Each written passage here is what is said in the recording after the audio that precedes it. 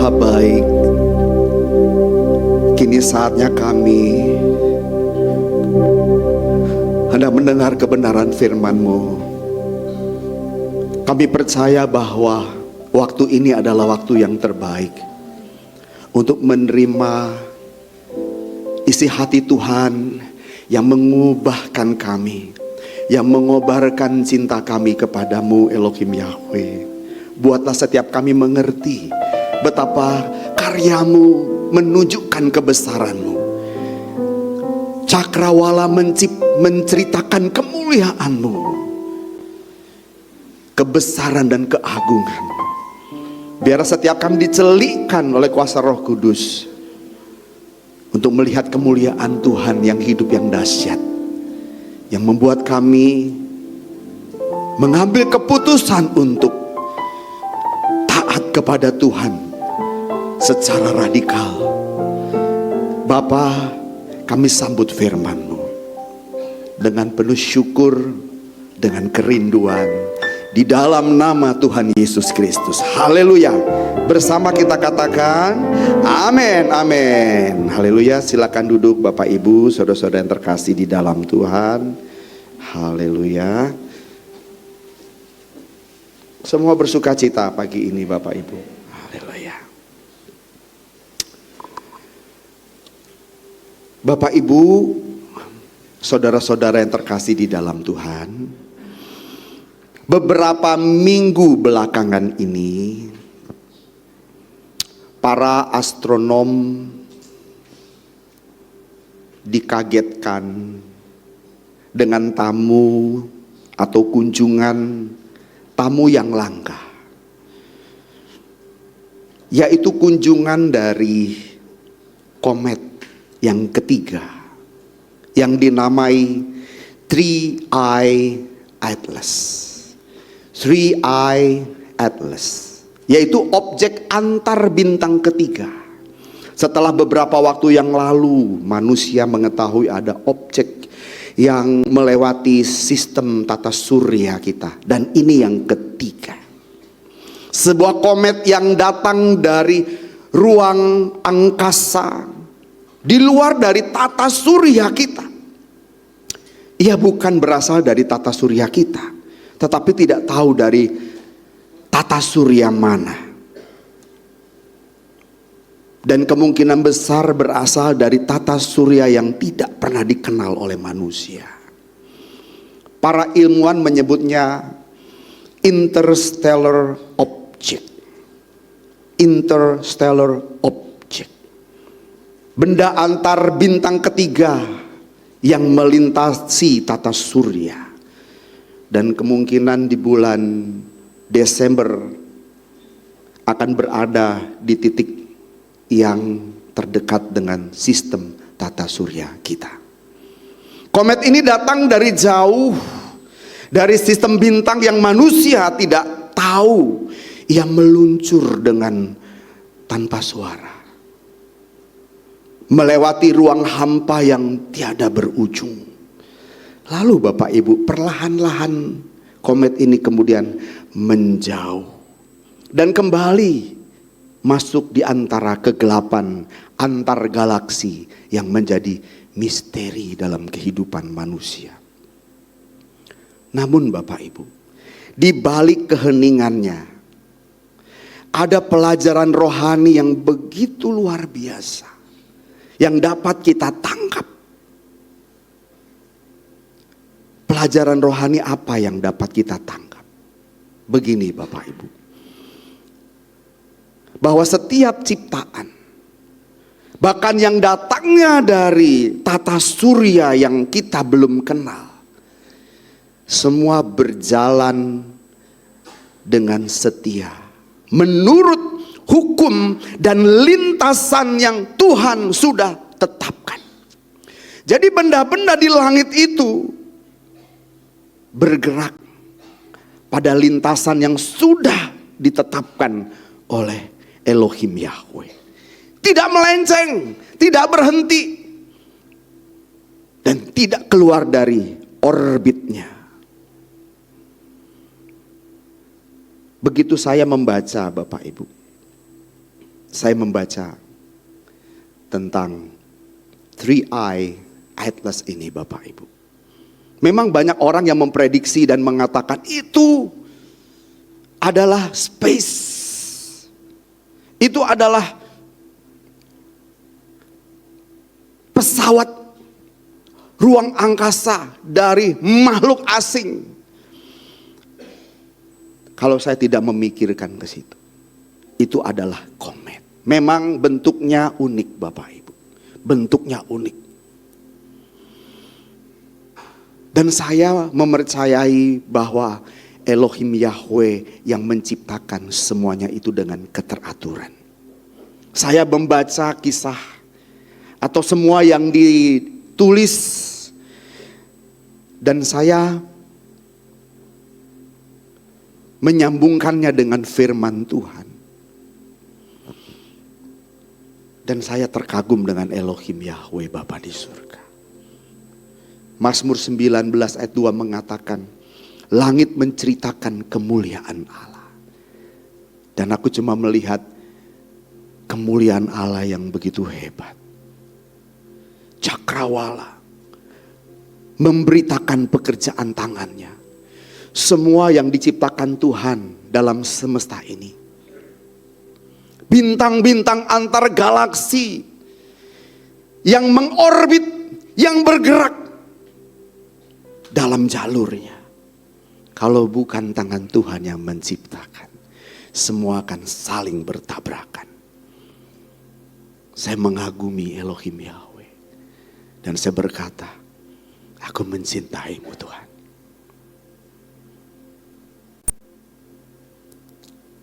Aku mencintaimu Tuhan. Andai kata komet 3i Atlas tidak mengikuti orbit yang sudah ditetapkan Bapak, apa yang terjadi Bapak Ibu? Kalau dia melenceng dari orbit yang sudah ditetapkan oleh Tuhan, apa yang terjadi? Dia lebih besar dari bumi kita. Tapi hebat, komet itu tidak melenceng dari jalurnya. Dan tidak akan menabrak bumi. Pengaturan Tuhan itu hebat. Dan tanpa kita sadari Bapak Ibu, satu hal yang Tuhan mengajarkan kepada kita melalui komet 3i Atlas dan komet lainnya. Yang tanpa disadari banyak orang. Apa itu? Komet ini sedang mengajarkan manusia tentang arti ketaatan. Komet ini mengajarkan kepada manusia tentang arti ketaatan.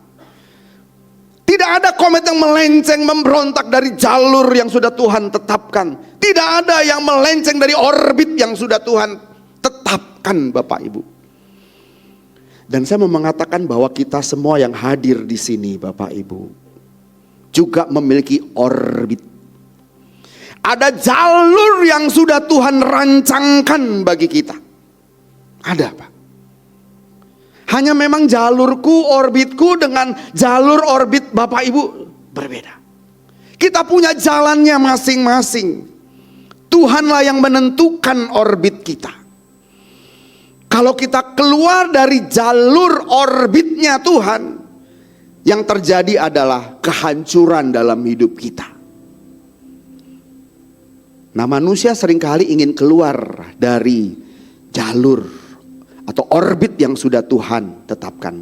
Manusia ingin bebas, ingin lepas dari jalurnya Tuhan.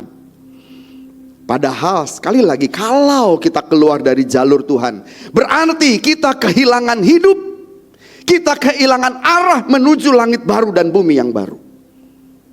Kita juga kehilangan arah untuk dijadikan, dibentuk Tuhan menjadi serupa dengan Tuhan Yesus. Jadi pembentukan Tuhan gagal ketika kita keluar dari orbitnya Tuhan. Jadi jangan keluar dari orbitnya Tuhan. Amin Bapak Ibu. Kita masih setia. Putuskan untuk setia. Dan berbicara tentang ketaatan kepada rancangan Tuhan, ada 3 ayat yang saya mau sampaikan kepada kita. Mari kita perhatikan. Beberapa ayat ini meneguhkan bahwa ketaatan kepada Tuhan itu mutlak. Ketaatan kepada Tuhan itu mutlak. Amsal 16 ayat 9. Well akan bantu kita membaca. Amsal 16 ayat 9. Hati manusia memikir-mikirkan jalannya, tetapi Tuhanlah yang menentukan arah langkahnya. Ya. Ayat ini ditulis oleh seorang raja yang sangat berhikmat dan terkenal, Salomo. Dengan hikmatnya dia berkata, hati manusia memikir-mikirkan jalannya. Manusia memiliki rancangan dan perencanaan. Salah tidak? Tidak, karena kita manusia, bukan robot. Kalau kita bermimpi, gak apa-apa, wajar. Sebagai manusia kita bermimpi. Kalau kita punya rencana, wajar. Kita punya rencana. Tetapi ingat, kita boleh memikir-mikir rencana, membuat perencanaan. Tetapi Tuhanlah yang menentukan arah. Sebab apa? Kita tidak maha tahu. Saudara bikinlah rencana. Saudara bermimpilah untuk masa depan. Tapi jangan lupakan Tuhan yang tahu masa depan kita. Itu sebabnya libatkan Tuhan dalam perencanaan kita. Biar Tuhan yang menentukan arah kita. Tuhan, ini rencanaku Tuhan. Kuserahkan dalam tangan-Mu. Aku minta Tuhan yang menentukan arah hidupku. Jadi yang namanya ketaatan bukan kehilangan kendali, Bapak Ibu. Saudara sendiri yang mengendalikan hidup saudara. Masa depan kita ada di tangan Tuhan. Keputusan ada di kita. Kita yang pegang kemudi kendali. Saudara kesini pakai GPS. Tapi saudara pernah memakai aplikasi navigasi berbasis GPS? Pernah ya? Saya tanya, yang pegang kendali siapa? GPS-nya atau saudara? Kalau saya sering kali nih pergi ke suatu daerah yang pernah saya kunjungi, saya hidupkan GPS, tapi di tengah perjalanan saya putuskan. Ketika saya lihat, wah salah nih GPS-nya, saya belok sendiri. Jadi yang menentukan kendali bukan GPS, saya. Akibatnya saya terjebak. Saya terjebak. Ada banyak orang begitu, dia pasang navigasi, mau Waze, mau Google Maps, tapi di tengah perjalanan dia putuskan jalan sendiri. Akhirnya terjebak. Dan itulah saya. Saya tuh suka sok tahu. Keluar dari orbit, keluar dari jalur. Akhirnya susah sendiri saya. Dan istri saya yang sering ngomel.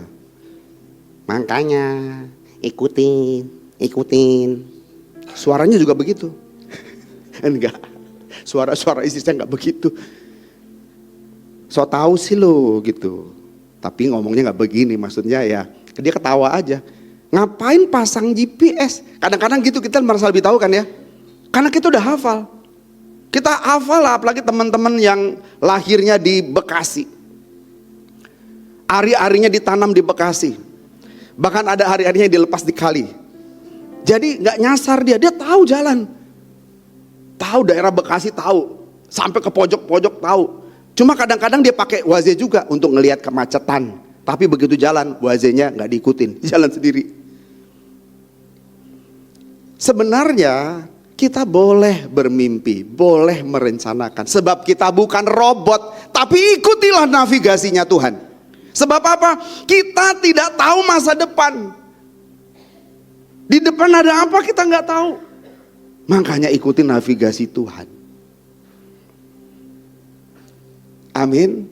Hati manusia memikir-mikirkan jalannya, tetapi Tuhanlah yang menentukan arah. Kita boleh punya rencana, tapi serahkan rencana kita kepada Tuhan. Biar Tuhan yang menentukan arah kita. Bisa berikan tepuk tangan bagi Tuhan. Haleluya. Yang kedua, Yeremia 29 ayat 11. Yeremia 29 ayat yang ke-11. Sebab aku ini mengetahui rancangan-rancangan apa yang ada padaku. Lihat, aku kata Tuhan mengetahui rancangan-rancangan. Berarti bukan cuma rancangan, tapi rancangan-rancangan artinya detailnya. Aku mengetahui rancangan-rancangan apa yang ada padaku. Mengenai siapa? Mengenai Kamu. kamu. Terus? Demikianlah firman Tuhan, yaitu rancangan damai sejahtera dan Amin. bukan rancangan kecelakaan. Amin. Rancangan damai sejahtera dan bukan rancangan kecelakaan. Terus? Untuk memberikan kepadamu hari depan yang penuh harapan. Untuk memberikan kepadamu hari depan yang penuh. Hari depan yang penuh. Bukan kecelakaan, tapi hari depan yang penuh harapan. Hari depan yang gilang gemilang. Tetapi saya mau menjelaskan kepada saudara.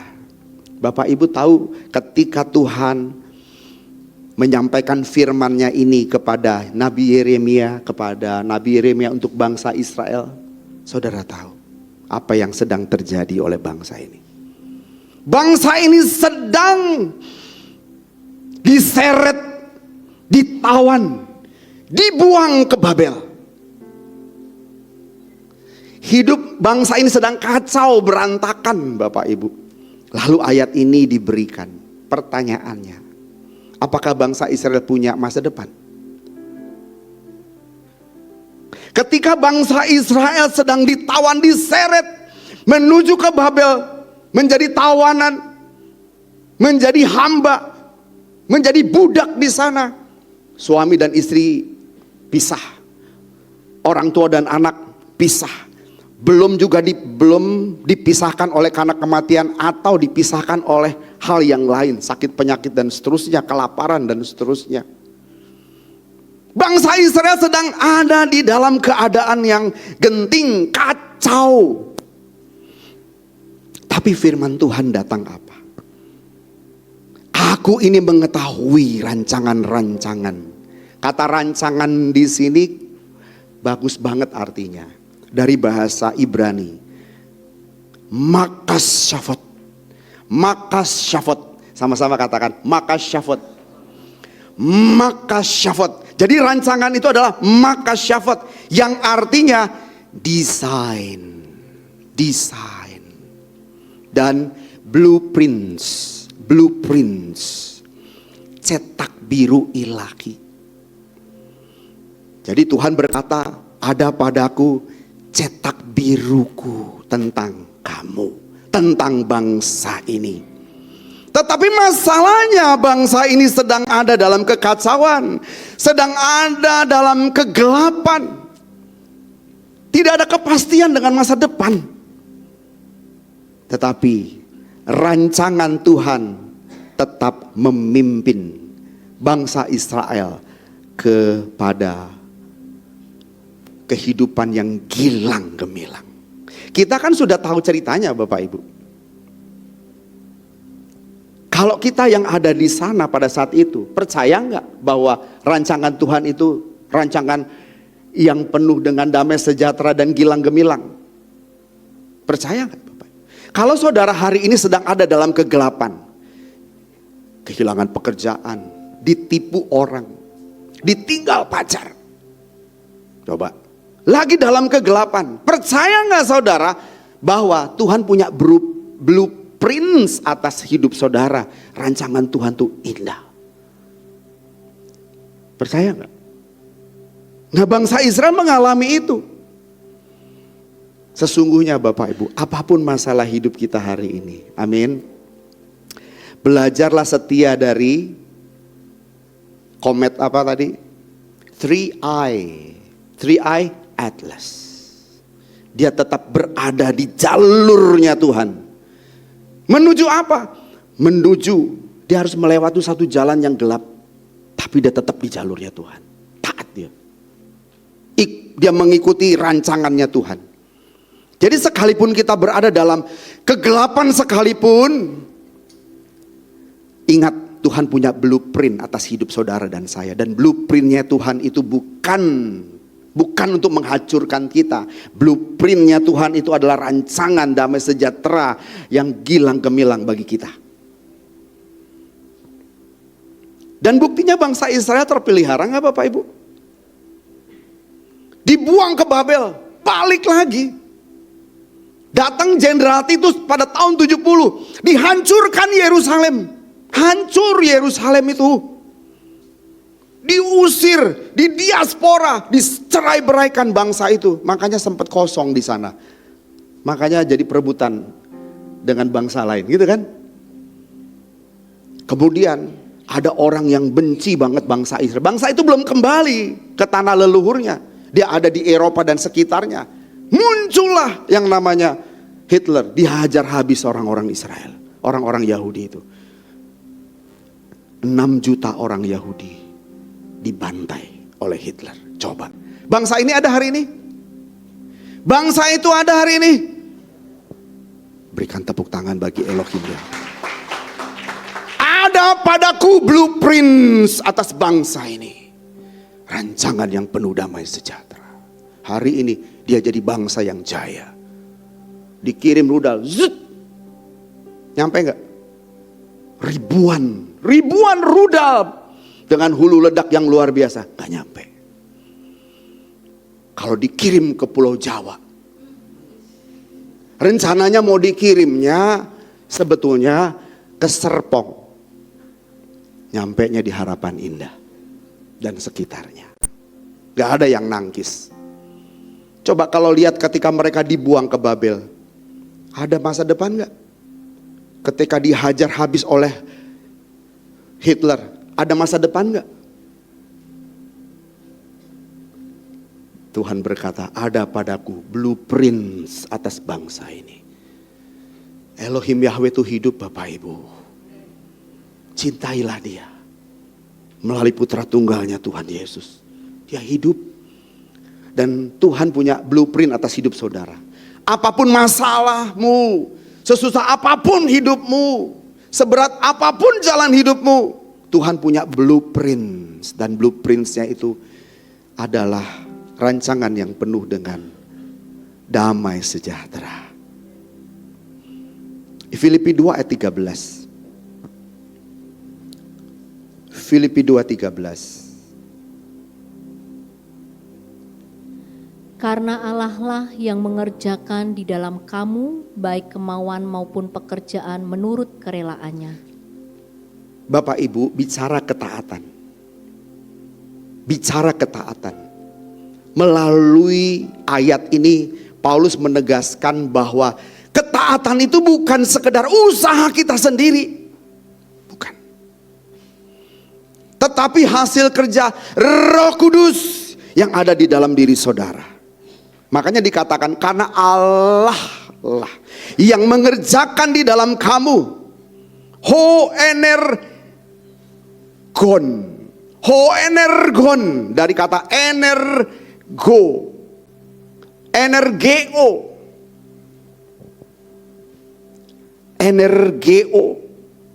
Kita mengenal kemudian kata energi.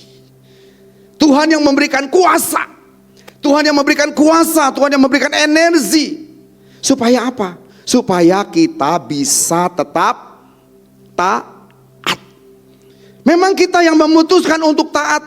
Tetapi ingat, kita nggak sendirian. Ada Roh Kudus yang memberikan energi agar kita bisa tetap taat.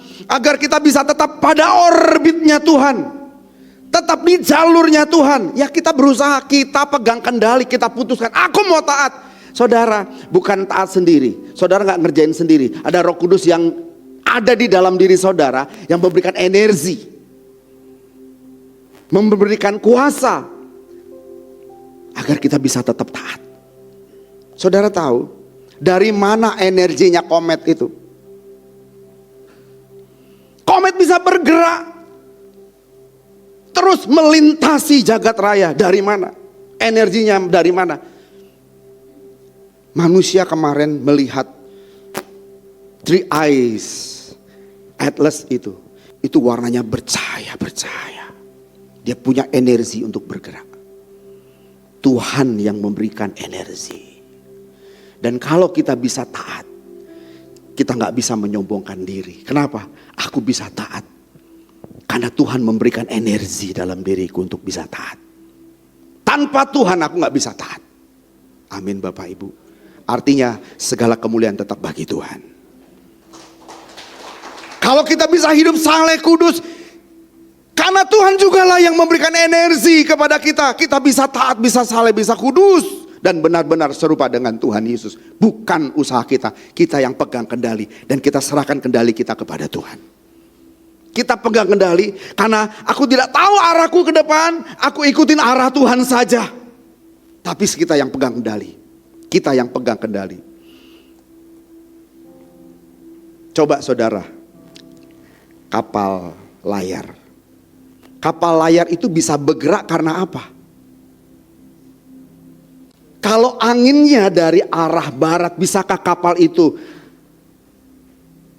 bergerak ke arah sebaliknya, ke timur? Bisa nggak?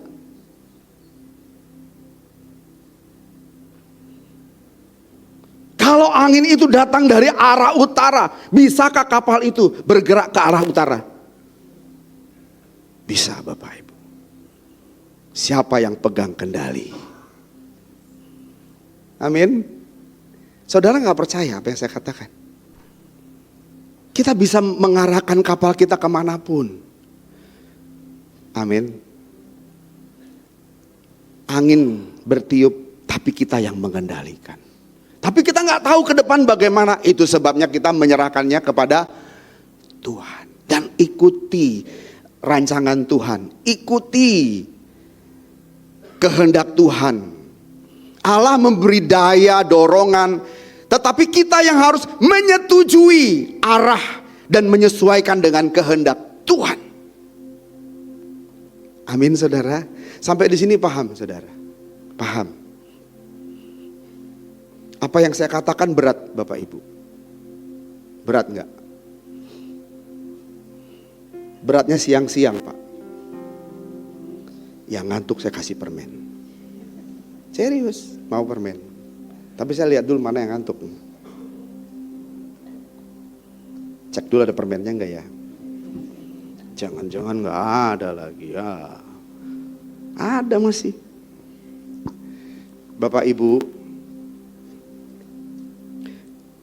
kalau kita bisa taat, yang pertama, karena kita yang menghendaki mau taat. Tapi untuk taat 100%, benar-benar taat, sebetulnya kita juga gak sanggup. Tapi ingat, ada Roh Allah yang memberikan energi kepada kita. Sehingga kita bisa taat, benar-benar taat secara radikal kepada Tuhan. Kita yang memutuskan memang mau taat atau tidak. Dan Tuhan sendiri tidak bisa masuk dalam hidup kita kalau kita menolak untuk taat. Percaya gak Bapak Ibu? Kita bukan robot. Kita manusia yang memiliki kehendak bebas, free will. Kita yang memilih, kita yang menentukan arah. Tapi karena kita sadar aku gak bisa hidup tanpa Tuhan, karena aku tidak tahu apa yang terjadi di depan. Makanya sekalipun aku bisa punya rencana, aku bisa punya mimpi, tapi kuserahkan mimpiku kepada Tuhan. Aku memang yang pegang kendali, tetapi kendaliku ku arahkan untuk mengikuti arahnya Tuhan, untuk tetap di orbitnya Tuhan. Amin. Cuma memang dalam hidup ini kan sulit Bapak Ibu. Banyak masalah, banyak pergumulan, banyak kesusahan. Aku perlu energinya Tuhan. Hari ini kita baik-baik suami istri, besok bisa tiba-tiba bertengkar. Benar Bapak Ibu. Kadang kalau lagi begini jemaat baik-baik semuanya. Tapi besok ada yang telepon, bertengkar Bapak Ibu. Berantem Bapak Ibu. Yang satu bilang, kita pisah aja. Pokoknya cerai. Bisa begitu. Padahal masalah gak terlalu besar. Mereka masuk dalam kegelapan. Seperti komet yang kemudian masuk ke dalam kegelapan jagat raya. Tapi dia tetap ada di posisinya. Yang penting itu. Kita bisa bertengkar, bisa sedang dalam kegelapan. Hidup. Tapi pastikan kita tetap di posisinya Tuhan. Amin. Nah itu keputusan kita. Keputusan kita. Itu. Tuhan berkati Ibu. Tetap semangat. Oh enggak ya. Oh, puji Tuhan. Ibu nggak ngantuk kok. Cuma saya pengen kasih aja. Segar, iya. Amin, amin. Makasih. Ibu tetap semangat. Ibu nggak ngantuk. Cuma saya memang mau kasih aja. Yang ngantuk saya kasih. Anak muda nih. Daniel ngantuk, Daniel. Tapi yang saya sampaikan ngerti nggak, Daniel? Kamu yang memilih, ya. Kendali hidupmu ada di dalam tanganmu. Kamu yang pegang kendali. Tapi biarlah hidupmu ikutin navigasinya Tuhan. Jangan bikin navigasi sendiri. Jangan bikin orbit sendiri. Ikuti. Kamu bisa belok sebetulnya. Ke kiri atau ke kanan. Tapi ikuti orbitnya Tuhan.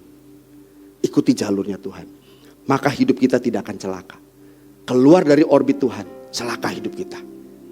Celaka. Benar Bapak Ibu. Banyak orang celaka hidupnya gara-gara keluar dari orbitnya Tuhan. Seorang astronom berkata begini, dan ini luar biasa.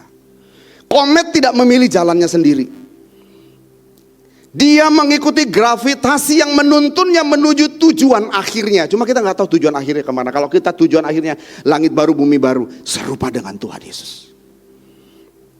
Bayangkan jika komet itu keluar dari jalur, keluar dari lintasan, maka komet itu akan ditarik oleh gravitasi yang lebih besar. Saudara tahu bahwa dalam sistem tata surya kita ada matahari, dan di luar sana ada matahari yang jauh lebih besar. Dan komet itu jika keluar dari jalur yang sudah ditetapkan Tuhan, hancur. Kita juga begitu. Kita juga begitu. Jadi biarlah kita tetap dalam orbitnya Tuhan. Katakan amin. Tetap dalam orbit Tuhan. Meskipun kita tidak selalu bisa mengerti. Gak selalu kita bisa mengerti. Tetapi biarlah kita mengikuti arah Tuhan. Melalui semua itu, lebih ku kenal dirimu Bapa, Allah yang hidup, nyata hadirmu dalam hidupku. Melalui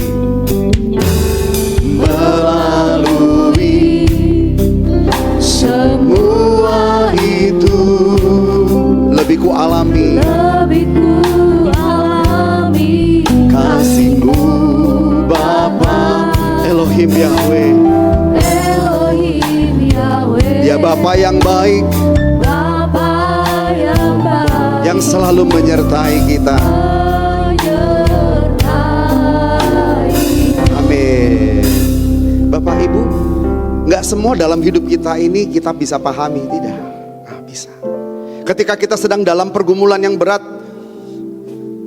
kita ada dalam perjalanan yang gelap Bapak Ibu, gak kita pahami kenapa begini, kenapa jadi begini, kenapa aku ditipu, kenapa aku dilukai, kenapa aku disakiti, kenapa aku dikhianati, kenapa aku harus jatuh, usahaku hancur, kenapa? Dari pujian ini kita diajarkan melaluinya Bapak Ibu, melalui semua itu Tuhan punya rencana supaya kita lebih mengenal dirinya Elohim Yahweh, supaya kita lebih mengalami Tuhan. Dan ingat, Dia Allah Immanuel yang selalu beserta dengan kita. Semua yang terjadi, semua yang terjadi, ada berkat-Mu di dalamnya.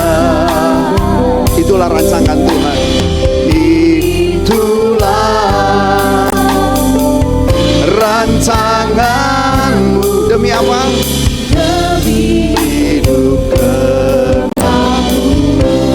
Walau tak mengerti, walau tak mengerti apa yang terjadi. Aku percaya. Biarlah ini menjadi keputusan kita kepada Bapa. Biar tak ku pahami mengapa begini, katakan, tetap ku percaya pada. Seperti tingginya langit dari bumi, demikian jalanmu dari jalanku. Amin. Rancanganmu indah bagiku, menjadi sempurna bagiku. Haleluya. Ini pujiannya syarat dengan kebenaran nih Bapak Ibu ya. Syarat dengan kebenaran. Jadi kalau di Rehoboth kita nyanyi udah isinya kebenaran itu. Iya. Syarat dengan kebenaran.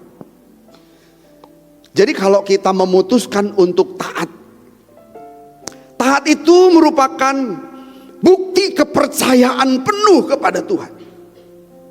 Taat itu merupakan bukti kepercayaan penuh kepada Tuhan.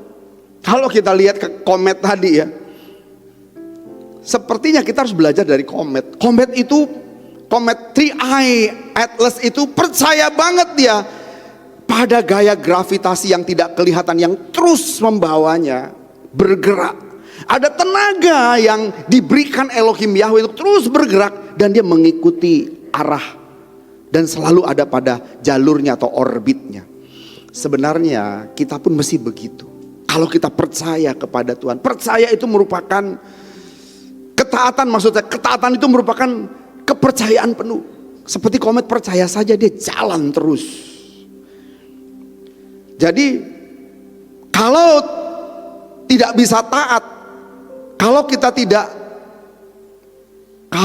tidak taat, itu pertanda bahwa kita tidak percaya kepada Tuhan. Ketaatan itu menunjukkan kita percaya kepada Tuhan. Taat, kita percaya kepada Tuhan dan kita nggak tahu apa yang terjadi di depan, tahun depan, 5 tahun mendatang, kita nggak tahu. Tapi percaya saja. Jadi ketaatan yang sejati itu lahir dari keyakinan bahwa rancangan Tuhan itu baik bagi kita. Katakan amin. Walaupun tidak kita mengerti hari ini apa yang kita alami, nggak ngerti kenapa. Tapi tetaplah percaya, tetaplah memilih taat kepada Tuhan, tetap di jalur Tuhan. Jangan cari jalan sendiri. Jangan cari jalan sendiri.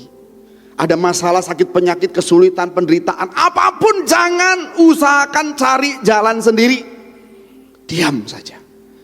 Serahkan kepada Tuhan. Ingat, Tuhan punya blueprint dan blueprintnya itu ujungnya membawa kita kepada damai sejahtera dan hidup yang gilang gemilang. Taat saja. Kalau kita taat, ketaatan itu akan membawa kita kepada damai sejahtera. Benar Bapak Ibu. Kan kita nggak tahu nih ke depan bagaimana. Taat saja. Taat saja, percaya. Nah, percayanya kita itu, pokoknya kita taat, nggak cari jalan keluar sendiri. Pokoknya kita tetap menyembah Elohim Yahweh apapun yang terjadi. Mau hujan, mau badai, tetap, amin. Walaupun di gereja ini yang datang tidak dikasih uang, mungkin dikasih permen. Kalau lagi khotbah, sesekali ya, supaya kita happy bersama gitu ya. Hujan badai tetap datang, katakan amin. Hujan deras, yang penting gak sampai banjir di depan. Kalau di depan banjir, hujan deras karena kita mencintai Tuhan, kita pakai perahu datang ke sini. Tapi karena kita mencintai Tuhan, tetap datang, ya. Gak ada perahu juga kita berenang, tetap datang. Ketaatan menuntun pada kedamaian itu pasti. Orang yang taat kepada Tuhan dan percaya Tuhan punya blueprint dalam hidupku, saudara akan memiliki damai. Nggak akan kalut, enggak. Saudara akan merasakan damainya Tuhan. Saudara nggak akan gelisah. Kegelisahan justru tandanya bahwa kita melawan rancangan Tuhan. Tenang, Tuhan pasti buka jalan. Tenang, semua bisa dilewati. Itu kan bahasanya Rehobot, amin. Semua bisa dilewati. Kalimat itu membuat kita tenang. Dan ketika kita percaya kepada Tuhan, kita akan merasakan damai sejati dari Tuhan. Amin, haleluya. Dan ketaatan itu menjaga kita dari kehancuran. Benar. Jika komet itu keluar dari jalurnya, dia akan hancur. Kalau kita keluar dari jalur kita, dari orbitnya kita, dari orbit yang sudah Tuhan tetapkan, hancur hidup kita. Hancur hidup kita. Biarlah masing-masing kita dipimpin oleh navigasi ilahi. Yang setuju katakan amin. Tanpa itu hidup kita akan kacau. Walaupun kelihatannya masih bergerak, tapi kita bergerak tanpa mengikuti navigasi ilahi, hidup kita akan hancur. Jadi pastikan hidup kita tetap dalam arah yang benar, mengikuti navigasinya Tuhan. Tuhan berkati. Amin.